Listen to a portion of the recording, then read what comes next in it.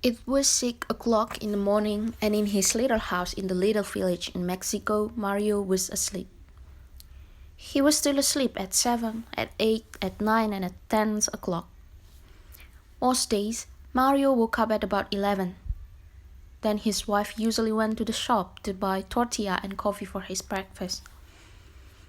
Mario was a lucky man because Pedro, the shopkeeper, was a good friend and never asked him to pay for his food. But one morning, Pedro woke up feeling angry. "I get up at 5 every morning to work," he said to himself. But Mario lies in bed all morning doing nothing. "He doesn't work and I give him free food. That's enough. If he wants any more free food, he'll have to do some work for me." Later that morning, Mario's wife walked into the shop at the usual time. "Tell your husband that I can't give him any more free food," Pedro said.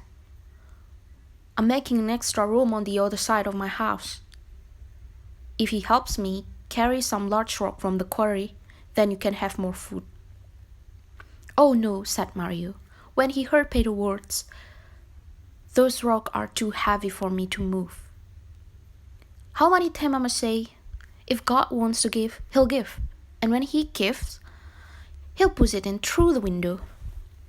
Please, no more talk of work. What about a nice cup of fresh coffee?" After that, he put on his clothes and left the house. Later that morning, Mario was walking up the hill, happily watching the clouds in the sky. Suddenly, he heard shouts behind him. "Whoa, whoa there." Turning around, he saw the horse was galloping nearer. A man was riding the horse and shouting, but the horse didn't stop.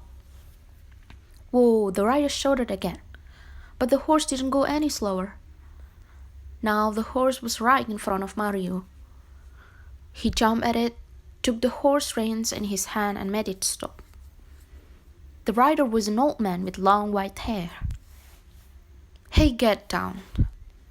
You don't run around all day like other people," he said to Mario. "But you're there when someone needs you." "You're very kind," replied Mario. "But to be like this is not hard. I try to sleep well, eat well, and not worry about things." "Well, today you really helped me," said the old man. "And so I want to give you a gift of God." "A gift of God? I don't understand," said Mario. "When God gives a gift to somebody," the old man explained, "only the person that God gives it to can keep it. Follow me." Mario followed him, and they went up the hill. There the old man stopped and showed him a large rock. "Under the rock," he said, "are some leaves. Under the leaf are some chests. In the chest you'll find the gift of God waiting for you." Mario went over the rock, knelt by it, and took it in his hands. He moved it easily. Then he moved the leaves and saw thick chests made of wood. Slowly he opened one of the chests. Inside it there were hundreds of silver coins. He opened second chest and a third. All 6 chests were full of silver coins. Mario turned to thank the old man, but strangely he wasn't there anymore. Mario picked up some of the coins and put them in his pocket. Then he closed all 6 chests, put leaves over them again, and put back the rock. Now, after all this work, he felt tired. He sat down under a tree and went to sleep. When Mario woke up, he was hungry. He remembered something about a horse and an old man and some silver. Did it really happen or was just a dream? He said to himself. But then he remembered something much more important: lunch. He started walking quickly down the hill to his house. Suddenly he heard a clicking noise. He put his hand in his pocket and found 6 silver coins there. That evening Mario's wife went back to the shop. She put the coins in Pedro's hand. "My husband sent you this. We need rice, a chicken, tortilla, tomatoes, and coffee." Pedro's mouth fell open when he saw the silver coin in his hand. "How did Mario get so much money?" he asked. "Come to our house tomorrow morning after 11, the wife said, "and I'll tell you." The next morning, Pedro heard this story. He wasn't really sure if it was true. "But Mario," he cried, "why didn't you bring all those chests home with you?" "They were too heavy," Mario explained. "I needed horses to carry them and I have no horses. And my friend, how many times I have told you, if God wants to give, He'll give. And when He gives, He'll push it through the window." "I know," Pedro said. "I have some horses. I'll come to your house tonight and we'll go to this place together. My horse will carry all 6 chests. You'll keep 3 of them and I'll give the other 3 to me. We'll become rich together. Do you agree?" "All right," said Mario. He was happy because his wife cooking a delicious chicken for his dinner. Pedro went back to his shop, but he began to think, "Why must I share the silver with Mario? The horses belong to me. Without them, Mario can do nothing, and he won't know what to do with the money. He'll just eat and sleep as usual. But I always know what to do with money. I'll build a larger house." That night at 11 o'clock, Mario was asleep. "Husband," said his wife, "wake up. It's already 11 o'clock and your friend hasn't come." "He's just late," said Mario, and he went back to sleep.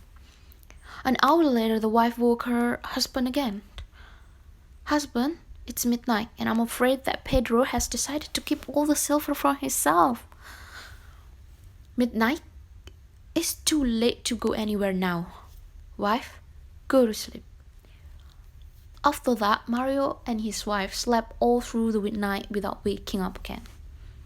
While Mario was sleeping, Pedro went up to the hill with his horses and his man.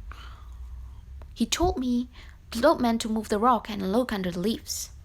They found the 6 chests. "Open them," Pedro said. But when they opened them, they saw no silver coins inside, only lots of dirt and stones. "My friend Mario is laughing at me. He thinks that this is funny," Pedro shouted.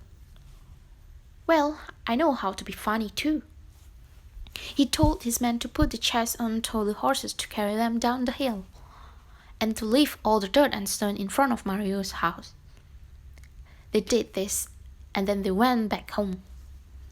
The next morning, when Mario's wife woke up, she couldn't open the door or window. "Husband, wake up," she said. "There's something outside our house and we can't open the door or the window." Mario got out of bed and he pushed the door. He couldn't open it, not even crack. He pushed the window and at last it opened a crack. Lots of silver coins come through the crack and fell onto the floor. "Husband," the wife said, "Pedro did come last night." "Perhaps," replied Mario, "but all this work has made me hungry. What about a nice tortilla?" Later that morning, the shopkeeper's mouth fell open for the second time in 2 days. Mario's wife came into the shop and bought more food and new clothes for herself and Mario. She put 20 silver coins down in front of the shopkeeper. "What happened yesterday? We waited for you until midnight," she said. "I was worried when you didn't come. Then this morning it all came through the window. But surely you gave us more than half." "It wasn't me," Pedro said quickly. "Of course it was. Who else would leave all the silver coins outside our house?" There was silence. Then Pedro said quietly, "Your husband always says that if God wants to give, He'll give. And then when He gives, He'll push it in through the window.